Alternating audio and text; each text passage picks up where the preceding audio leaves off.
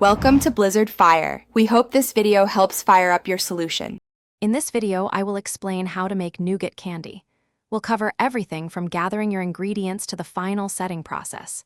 Making nougat might seem intimidating, but with a few key steps, you can create a truly impressive confection.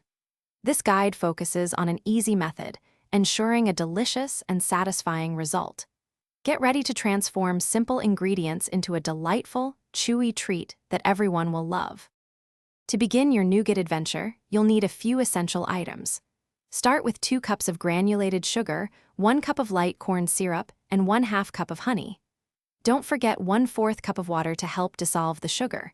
For the airy texture, you'll need 2 large egg whites. Finally, 1 1/2 cups of your favorite roasted nuts, like almonds or pistachios, will add a wonderful crunch. The magic happens in the cooking process.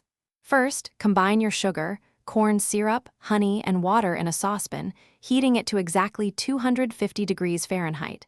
Simultaneously, whip your 2 egg whites until they form stiff, glossy peaks. Once the syrup reaches temperature, slowly drizzle it into the whipped egg whites while continuously mixing.